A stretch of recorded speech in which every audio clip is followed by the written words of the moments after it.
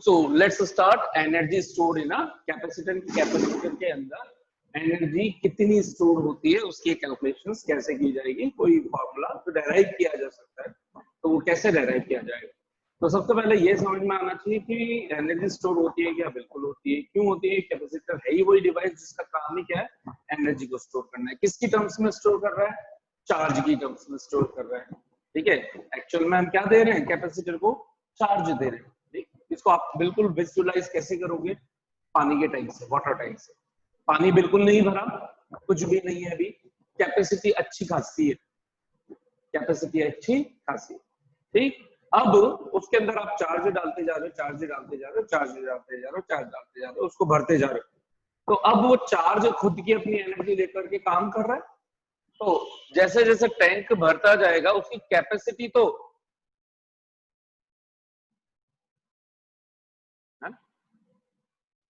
Charge increase करते जाओगे तो ये अमाउंट बच रहा है, ये वाला खाली है, इसके अंदर अब आप कितना चार्ज डाल सकते हो।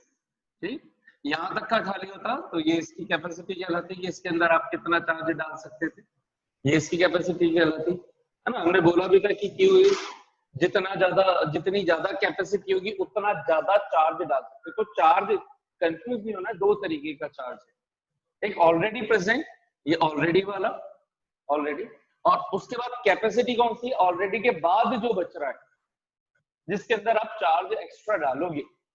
ठीक है, वो इसकी कैपेसिटी को डिफाइन कर रहे हैं, या कैपेसिटी उस आने वाले चार्ज को डिफाइन कर रही है। दोनों का मतलब सेम है।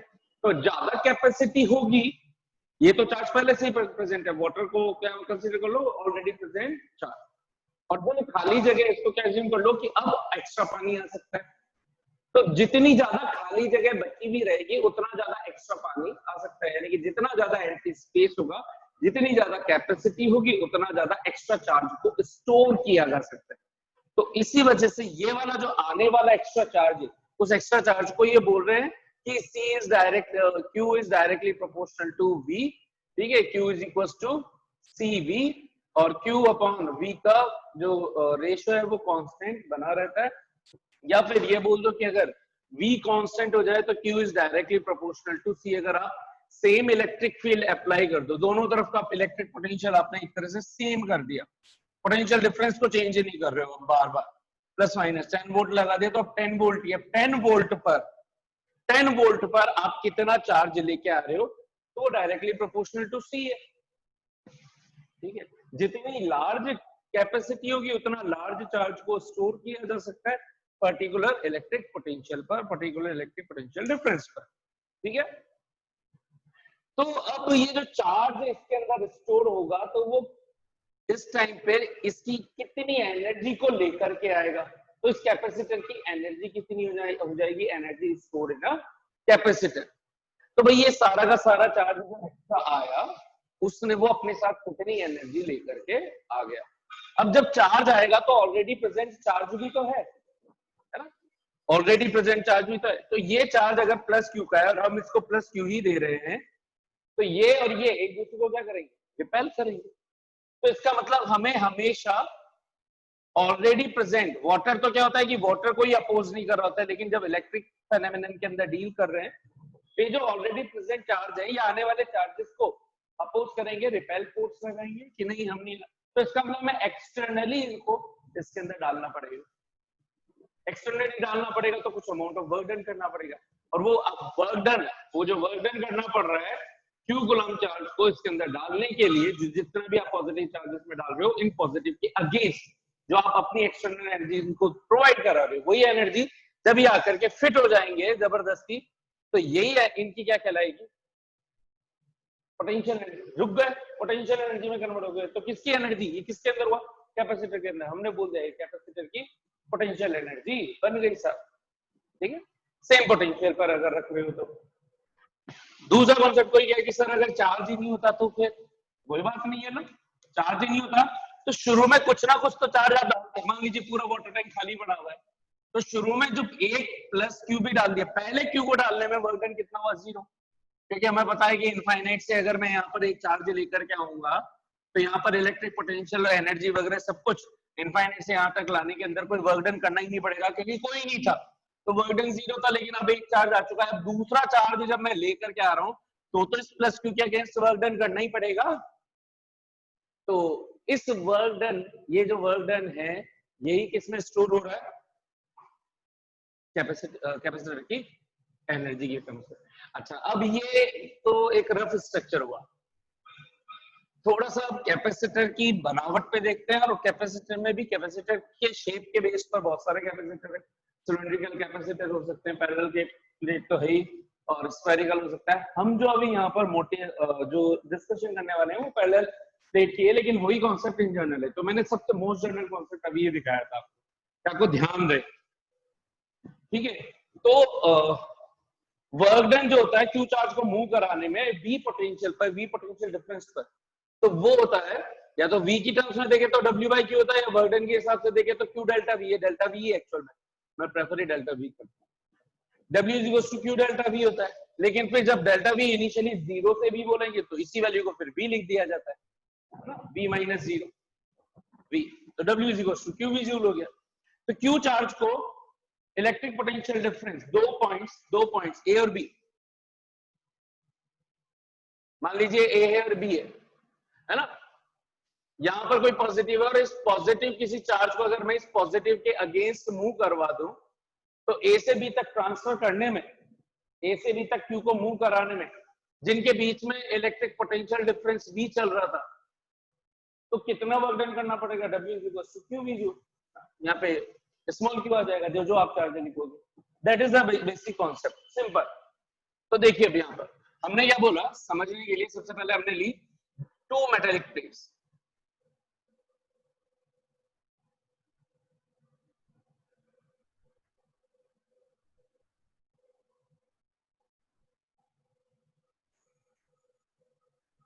फर्स्ट मेटेलिक प्लेट,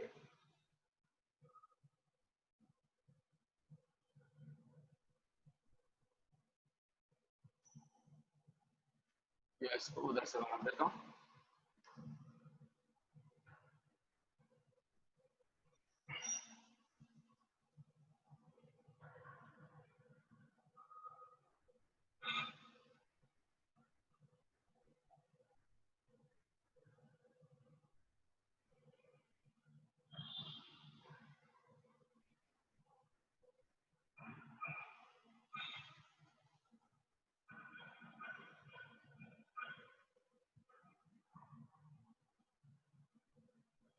ये दो प्लेट हो गई सब आमने सामने। अभी ये दोनों है अनचार्ज, दोनों एक दूसरे के सामने अनचार्ज। अब हमने क्या किया, यहाँ पे भी नेट चार्ज बोलूंगा तो टोटल ओवरऑल 0 चल ही रहा है, कोई कुछ भी नहीं है। तो मैंने क्या कर दिया, इस प्लेट से इस प्लेट की तरफ चार्ज को ट्रांसफर करना चालू कर रहा हूं। एक्चुअल में कैपेसिटर ये होता है ना, थोड़ा सा उसका रिवर्स प्रोसेस के थ्रू हम समझने की कोशिश कर रहे हैं कि पहले पॉजिटिव चार्ज आता है और इसके इंडक्टिव इफेक्ट के कारण नेगेटिव चार्ज आता है। तो अभी मैं थोड़ी देर के लिए मैं इसके उल्टे प्रोसेस को समझाने की कोशिश कर रहा हूं कि ये भी तो, इसको ऐसे भी तो बोल सकता हूं कि अगर ये न्यूट्रल है और यहां से अगर कोई पॉजिटिव चार्ज इसको दे दूं तो ये नेगेटिव बन जाएगा। इन्हीं के बीच में बात कर रहे हैं कि अगर यहां से अगर एक क्यू चार्ज यहां से प्लस का क्यू ट्रांसफर हो गया तो अगर ये प्लस का क्यू बनेगा तो ये माइनस का क्यू बनेगा। फिर यहां से एक और प्लस क्यू यहां से ट्रांसफर कर दिया, यहां आ गया, तो अगर प्लस क्यू यहां आया है तो यहाँ माइनस क्यू आया होगा। तो हम इसकी बात कर रहे हैं, ठीक है।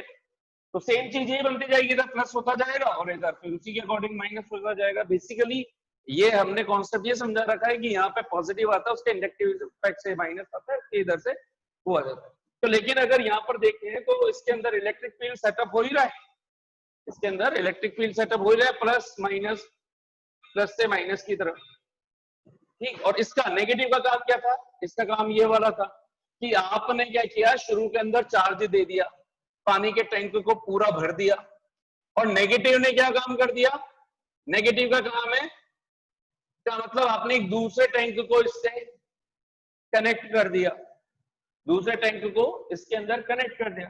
तो इससे चार्ज धीरे धीरे यहाँ पे चार्ज का मतलब वाटर इधर उछलता जाएगा और ये इधर नीचे कम होता जाएगा। यानी कि इस नेगेटिव का काम क्या हो रहा था, इसके पॉजिटिव के नेट इफेक्ट को कम करना, यानी कि पोटेंशियल को डिक्रीज करवाना। C is equal to Q upon V, potential को डिक्रीज करवाना, तो कैपेसिटी बढ़ जाएगी, इसका मतलब अब खाली जगह ज्यादा हो जाएगी, तो मोर charge can be accumulated now, more charge can be accumulated now, more charge can be accumulated now. जितना चार्ज लाओगे तो इन चार्ज को इनके अगेंस्ट वर्क तो करना ही पड़ेगा, उसी चीज की हम बात कर रहे हैं यहाँ पर, है ना। तो हमने बोला समझने के लिए कि लेट सपोज ये जो प्लेट्स हैं यहां से 1 बाय 1 करके हम इधर पॉजिटिव चार्ज दे रहे हैं, तो इसके अकॉर्डिंग इस पर नेगेटिव आएगा। फिर यहां से दूसरा चार्ज दूंगा तो ये जब पॉजिटिव बनेगा तो यहां नेगेटिव बनेगा, लेकिन जब शुरुआत में पहला पॉजिटिव दिया तो यहां और कोई नहीं था, किसी के भी अगेंस्ट वर्क डन करना ही नहीं पड़ा। And let's suppose we are supplying the dq charge every time, तो इनिशियली मैंने यहां से इस अनचार्ज प्लेट, दोनों अनचार्ज है ना, प्लेट 1 भी अनचार्ज है, प्लेट 2 भी अनचार्ज है, प्लेट 2 से मैंने 1 की तरफ एक स्मॉल dq चार्ज को मूव करवा दिया प्लस dq को, तो ये बन गया प्लस का dq और यहाँ पे बन गया माइनस का dq। लेकिन जब सेकंड टाइम पे मैं फिर से प्लस का dq चार्ज दूंगा तो ये इसको रिपेल करेगा, क्योंकि इलेक्ट्रिक फील्ड इधर सेटअप हो जाएगा, नेट इलेक्ट्रिक फील्ड इधर सेटअप हो रहा है और आप एक पॉजिटिव को इधर ला रहे हो, तो आपको इन पॉजिटिव के अगेंस्ट, इलेक्ट्रिक फील्ड के अगेंस्ट वर्क डन करना पड़ेगा, क्योंकि फोर्स पॉजिटिव पे इधर लग रहा हो, आप पॉजिटिव को इधर ही लाना चाह रहे हो, तो रिपल्शन के अगेंस्ट आपको वर्क डन करना पड़ेगा। और वो वर्क डन किस लिए करना पड़ रहा है, क्योंकि आप चार्ज को मूव करवाना चाह रहे हो, dq चार्ज को मूव करवाना चाह रहे हो। तो अगर dq चार्ज की किसी भी पॉइंट पर ऐसे हमें हर बार क्या करना पड़ेगा, वर्क डन करना पड़ेगा, हर बार वर्क डन करना पड़ेगा। और जैसे जैसे प्लस dq, यहाँ पे 2 प्लस dq एक्यूमुलेट होगा, तो जब थर्ड dq को आप यहाँ पे जाइए माइनस dq बन गया, जो तो नेक्स्ट लाइन के अंदर जब आप नेक्स्ट dq को जब यहाँ पर लेकर के आने वाले होंगे, तो इस सिंगल dq को इन दोनों के अगेंस्ट वर्क डन करना पड़ेगा, इन दोनों के एक्सटर्नल फोर्स के रिपल्शन के अगेंस्ट इधर आना है। तो वो कैसे आएगा, इसको खुद हमें यानी कि एक्सटर्नली कहीं ना कहीं से इसको एनर्जी दी जा रही है। अब वो एनर्जी किसके थ्रू दी जा रही होगी, चार्जिंग प्रोसेस के थ्रू।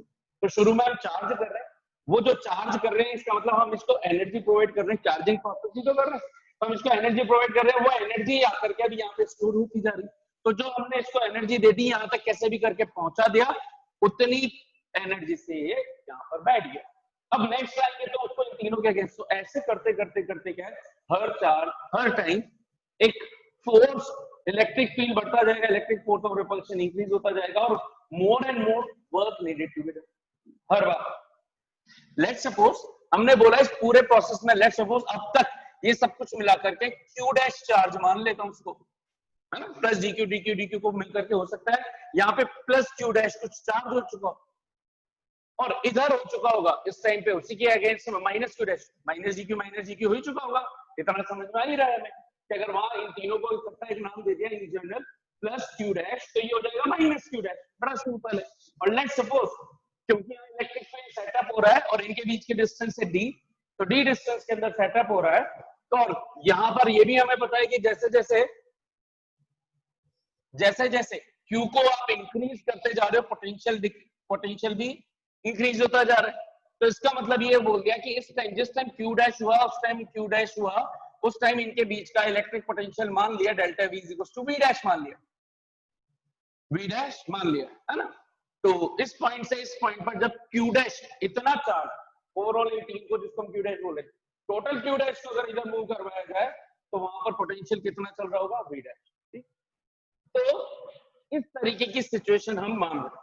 तो अगर इस तरह की कुछ सिचुएशन हम माने तो लेट्स सपोज इनिशियल से बिगिनिंग से स्टार्ट करते हैं, बीच की इस रैंडम सिचुएशन को लेते हैं और फाइनली हमें कहां तक पहुंचा है, पूरे को चार्ज कर देना है और फाइनली हम इसको चार्ज ओवरऑल कितना सप्लाई करने वाले हैं, प्लस q का। तो प्लस q जब इधर हो जाएगा तब इधर फाइनली कितना हो जाएगा, माइनस q। तो हमने कहानी कहां से स्टार्ट करी, जब शुरू में चार्ज कितना था, 0, dq की सप्लाई करते गए इन बिटवीन किसी सिचुएशन पे हमने बोल दिया कि अभी तक q डैश चार्ज जा चुका है और हमें फाइनली q कहां तक लेकर के आना है, प्लस q तक। तो 0 से लेकर के हमें प्लस q तक का चार्ज सप्लाई करना है, स्टोर करवाना है और वो स्टोर होने पर ये कैपेसिटर कितनी एनर्जी प्रोड्यूस कर रहा होगा वही हमें कैलकुलेट करनी है। तो सिंस वी नो दैट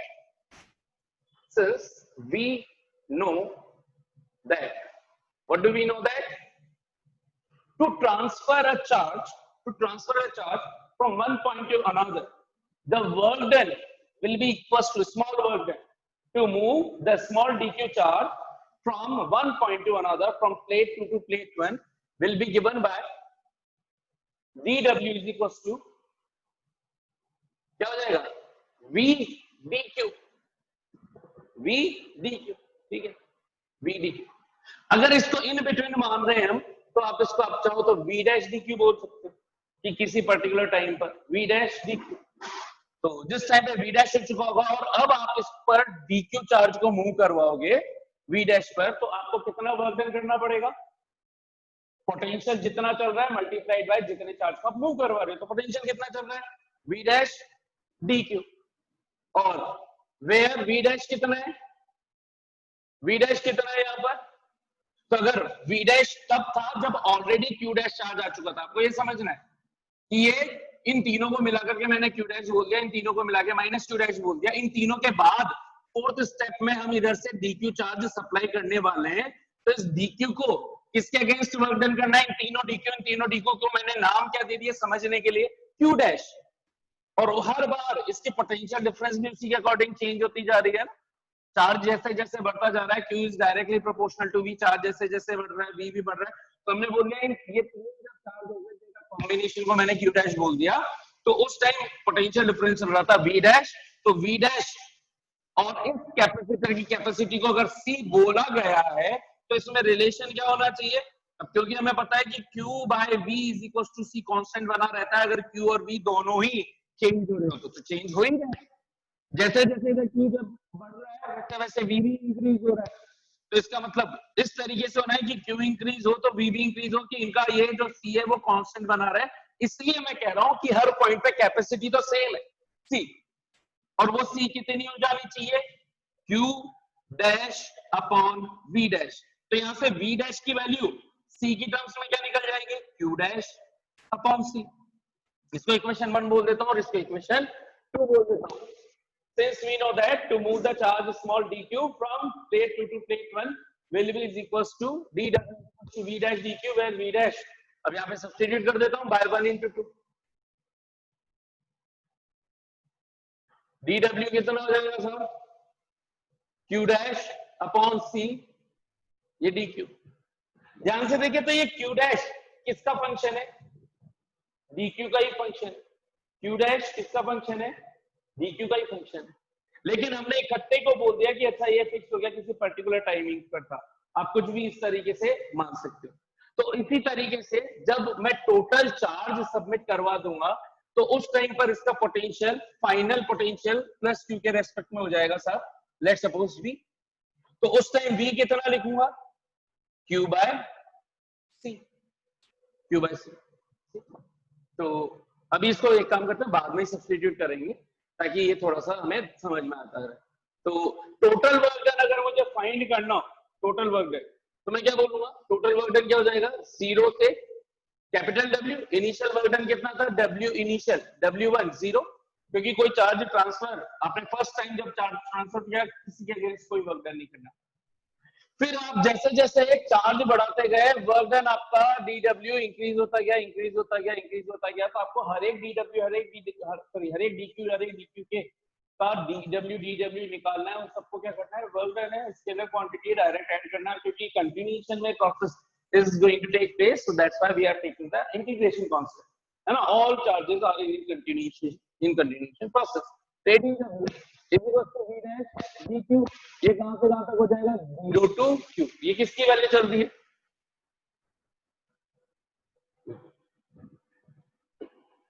तो जब फाइनली q तक पहुंच जाएंगे तो ये वैल्यू भी यहाँ पर इन जनरल में मान लो कि ये v हो चुकी होगी, तो ये वैल्यू भी यहाँ पे v मान लो। इसको स्टार्टिंग में ये बोल दूं कि फाइनल वैल्यू v पे चल रही है, या मैंने जो शुरू में कॉन्सेप्ट समझाया कि v अगर मैं कांस्टेंट लेकर के काम कर रहा था, v अगर कांस्टेंट लेकर के काम कर रहा था, जैसे मैंने उसमें वाटर टैंक का एग्जांपल दिया था, तो उसके अकॉर्डिंग तो v की वैल्यू में q की टर्म्स में क्या लिख सकता हूँ? v is equal to Q by C।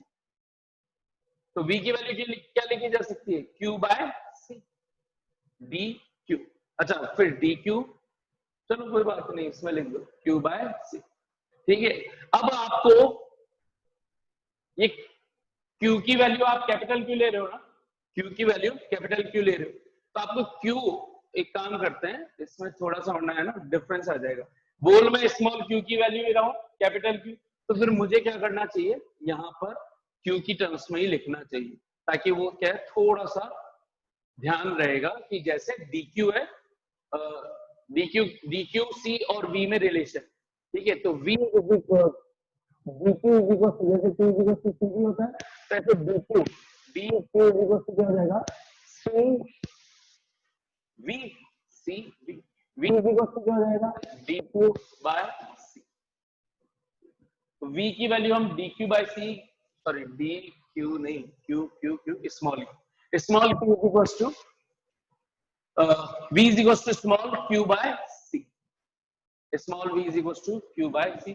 उसका रीजन ये है कि अगर मैंने यहाँ पर स्मॉल DQ ले रखा है ना, तो वेरिएबल क्वांटिटी भी फिर मेरी स्मॉल Q में ही चलनी चाहिए, भले फाइनली आप उसको कैपिटल Q बोल रहे हो, भले ही फाइनली आप उसको कैपिटल Q बोल रहे हो, लेकिन ये वैलिड इसी तरीके से होता है ना, x dx y dy, आप इसको यहाँ पर ऐसे नहीं लिख सकते, या a dA, ये वैलिड है, लेकिन आप इसको ये नहीं लिख सकते, फिर उस टाइम पे आपको क्या करना पड़ता है, ए को कांस्टेंट मानना पड़ता है। तो इसलिए स्टार्टिंग में ही हम क्या ले लें, मगर मैंने थोड़ा मिस्टेक हो गई, ध्यान नहीं दिया मैंने, DQ अगर मैं ले रहा हूं तो फिर मैं चार्ज भी क्या बोलूंगा, स्मॉल Q चार्ज, ठीक है। तो ये वैल्यू, ये Q ही कहां से कहां तक बढ़ रहा है, ये DQ ऐड होते होते इन रैंडम पॉइंट पे मैंने तो क्या बोल दिया कि टोटल चार्ज Q डैश बोल दो, Q डैश कोई क्या बोल रहे हैं, एक्चुअल में Q डैश को हटाते हैं जिससे कंफ्यूजन हटे, ये प्लस Q हो गया और ये माइनस Q हो गया, स्मॉल है ना, DQ के रेस्पेक्ट में DQ ऐड होकर के Q हो गए, तो ये Q हो गए, और जिस टाइम पर लेट्स सपोज ये पोटेंशियल डेल्टा V का V मान लिया हमने, छोटा वाला V मान लिया, और फिर उसके अकॉर्डिंग हमने इसकी कैलकुलेशन कर दी, तो ये V की वैल्यू हमने सब्स्टिट्यूट कर दी साहब, क्या, Q बाय C। जिस टाइम पे छोटा वाला V, छोटा V बोल दो, V डैश बोल दो, कुछ भी बोल दो, तो V इज इक्वल टू जिस टाइम पर Q charge, small Q charge हो चुका है, माइनस Q हो चुका है, तो उसको हम क्या लिख देंगे, V is equal to Q by C, Q by C। तो यहाँ से कांस्टेंट तो कौन है, C, कैपेसिटी तो कांस्टेंट है ना, Q बढ़ रहा है तो V भी बढ़ रहा है, या V इंक्रीज हो रहा है तो Q इंक्रीज हो रहा है, दोनों में से एक ही है। C कांस्टेंट बना हुआ है, C कैपेसिटी हमेशा सेम है, ये Q की वैल्यू 0 टू Q की वैल्यू कैपिटल Q, ये हो गया Q DQ, सॉरी Q का इंटीग्रेशन क्या जाएगा, x dx का इंटीग्रेशन x स्क्वायर बाय 2, कैसे आता है जिनको नहीं पता, x की power n dx will be equal to x की power n plus 1 upon n plus 1, ये फॉर्मूला होता है। तो यहाँ कोई कुछ नहीं है तो पावर कितनी है 1, तो 1 plus 1 2, 2 by 2 x square by 2, तो कितना हो जाएगा, half C into Q square, sorry small Q square, वो क्या हैबिट में आ गया, Q square by 2 limit 0 to capital Q। ये 2 लिमिट में से कांस्टेंट होने के हम बाहर रख सकते हैं इसको लिख दिया 2C small Q square 0 to capital Q, upper limit minus lower limit, कहां पे लिमिट सब्स्टिट्यूट की जाती है, जो वेरिएबल होता है, तो वेरिएबल होता है तो उसको मैं लिमिट सब्स्टिट्यूट कर देता हूं,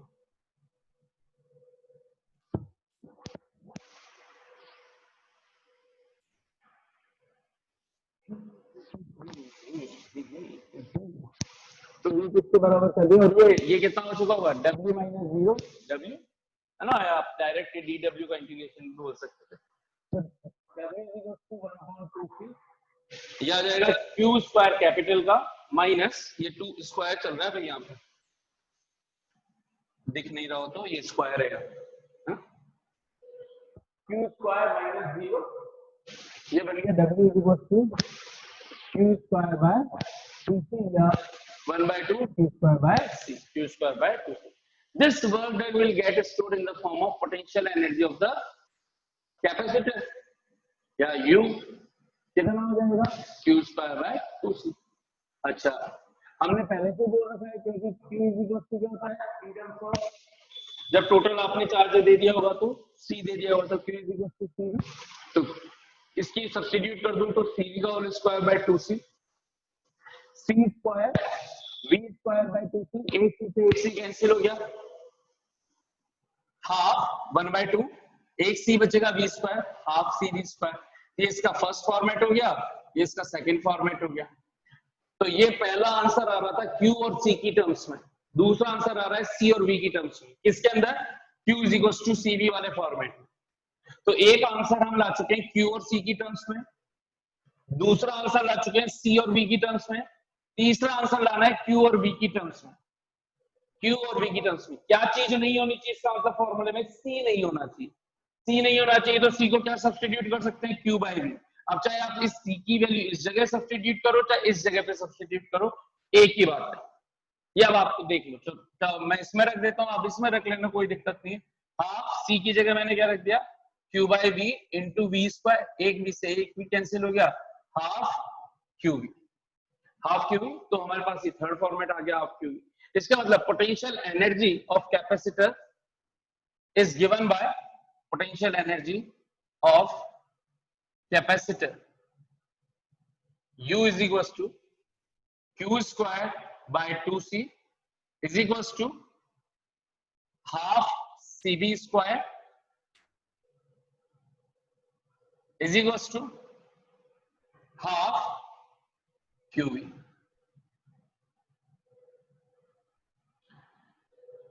This is the formula, this is the formula। मैं आपको एक छोटा सा फिर से रिकैप दे देता हूं, ताकि अगर आप लोगों को इसमें कहीं पे ये DQ Q की जगह अगर कोई कंफ्यूजन हुआ हो तो वो दूर हो जाए। ठीक है, मैंने DQ चार्ज देना स्टार्ट किया, शुरू में अनचार्ज था, दोनों में कोई चार्ज नहीं था, कोई एक दूसरे को ना अट्रैक्ट कर रहा है ना रिपेल कर रहा है। हमने किसी प्रोसेस के थ्रू इसमें से एक चार्ज इस पर ट्रांसफर कर दिया, अभी कोई वर्क डन नहीं हुआ, वर्क डन अभी जीरो चल रहा है।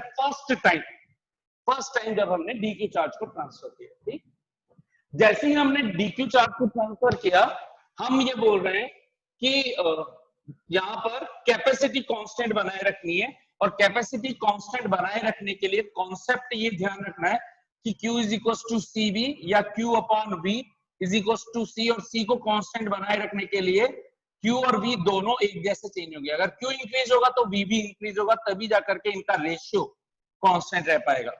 तो जैसे ही फर्स्ट स्टेप में मैंने DQ दिया, इस पर कुछ ना कुछ पोटेंशियल इस डिस्टेंस में आ गया, है ना। Q चार्ज को मूव करवाया, पोटेंशियल क्रिएट हुआ, पोटेंशियल डिफरेंस बना। फिर दूसरा चार्ज लेकर के आया हूं, उसको मूव करवाया, तो दो चार्ज हो गए, तो है ना, V इंक्रीज होता जा रहा है, ठीक है। आप चाहो तो DQ के रेस्पेक्ट में dV भी मान सकते हो, कोई दिक्कत नहीं। एक DQ के रेस्पेक्ट में एक dV का पोटेंशियल यहाँ पर हो गया शुरू में, यहाँ पर इनिशियली ये पहला dV, फिर दूसरा dV, फिर तीसरा dV। अगर मैंने ऐसे तीन चार्ज DQ के ट्रांसफर कर दिए, जिसको मैं शुरू में Q डैश बोल रहा था, उसको Q मान लेते हैं, तो कहानी क्या थोड़ी सी आसान रहेगी। तो उसको हमने बोल दिया, ऐसा आया कि वेरिएबल जो DQ चल रहा था, DQ के छोटे छोटे एलिमेंट्स मिलकर के Q फॉर्मेशन बनाएंगे, स्मॉल Q फॉर्मेशन। तो हमने मान लिया स्मॉल Q हो गया, है ना, 2Q भी हो सकता था, 3Q भी, कुछ भी मान लो आप। तो स्मॉल Q जब हो गया तो चार्ज हो गया, तो उस टाइम पे पोटेंशियल भी dV से ये V हो गया, स्मॉल V मान लो आप उसको, है ना। अब आपको ये जो V है और ये जो Q है, ये इस तरीके से रिलेटेड है कि इनकी वैल्यू C ही चलनी चाहिए, यानी कि C इज इक्वल टू, आप अगर जो चार्ज ट्रांसफर कर रहे हो Q का, तो उसके रेस्पेक्ट में वोल्टेज ले रहे हो V का, ठीक। C is equal to Q by V, ये आपको ध्यान रखना है, या V is equal to Q by C। तो अब आपको इससे कोई फर्क ही नहीं पड़ेगा, आप इसको चाहे V डैश बोल दो, देख लो, 3 dV को मैं V डैश भी बोल दूंगा ना, तो भी मुझे कोई फर्क नहीं पड़ेगा, क्योंकि मुझे तो V डैश या V या जो भी आप ले रहे हो, उसकी वैल्यू Q की टर्म्स में सब्स्टिट्यूट करनी है, ठीक। ये हमने कर लिया था। तो ये जैसे मैंने V डैश बोला हुआ है Q डैश बाय C, तो V डैश की वैल्यू बची, Q डैश को हमने क्या बोल दिया, एक तरह से स्मॉल Q, है ना, DQ की टर्म्स में। तो V डैश की वैल्यू या V की वैल्यू कितनी आ गई, Q बाय V की वैल्यू आ गई, या V डैश की वैल्यू आ गई Q बाय। तो वर्क डन कितना हुआ dq चार्ज को मूव करवाने में, v डैश dq इस टाइमिंग पर। इन तीन चार्ज ये जब है तो चौथे चार्ज dq को जब मैं मूव कराऊंगा तो यहाँ ऑलरेडी पोटेंशियल कितना चल रहा है, delta v equals to v dash. v dash क्या है, q बाय c है। v डैश क्या है, q बाय c, पहले से present total charge divided by capacitance. तो dw equals to v dash dq charge को मूव करवाने में किया गया वर्क डन। ठीक, तो टोटल वर्क डन कैसे निकलेगा, ऐसे स्मॉल स्मॉल dq निकालते जाए और उनको ऐड करते हुए जाए। तो हमने बोल दिया कि ये v किसका फंक्शन होना चाहिए, q एंड c के अंदर, c तो कांस्टेंट है तो q का फंक्शन होना चाहिए, dq के रेस्पेक्ट में तो v की वैल्यू रख दी हमने q बाय c। तो यहां पर हमने रख दिया q बाय c, c तो कांस्टेंट है, ये मैं कब से शुरू से बोल ही रहा हूं, c आ जाएगा बाहर, कैपेसिटी तो कांस्टेंट है। q dq का जैसे x dx होता है उसका इंटीग्रेशन क्या हो जाएगा, q स्क्वायर बाय 2। लिमिट है, हम कहां से कहां तक टोटल चार्ज दे रहे हैं, 0 था शुरू में और फाइनली चार्ज ये सारे dq मिलकर के, ये जितने भी स्मॉल q मिलकर के ये सब ओवरऑल चार्ज कितना दे रहे हैं, प्लस का q। तो प्लस का q इधर, माइनस का q इधर, तो 0 टू q हमने इसमें सब्स्टिट्यूट कर दिया, ये भाग बाहर आ गया, q square by 2c, q square minus 0, q square by 2c, ये इसके बन गया। और फिर हमने जब चार्ज टोटल आप कैपिटल Q देख चुके होंगे तो कैपेसिटी तो C बनाए रखी है हमने, तो वोल्टेज भी तो V डैश से चेंज होकर के उसके रेस्पेक्ट में V हो चुका होगा, बड़ा वाला V मान लो। तो अब यहाँ पर हमने इस वजह से ये Q की वैल्यू कैपिटल V सब्स्टिट्यूट करी, आप चाहो तो इसको V डैश बोल दो, कोई कंफ्यूजन नहीं, ये V डैश, ये V डैश, ये V डैश, ठीक है।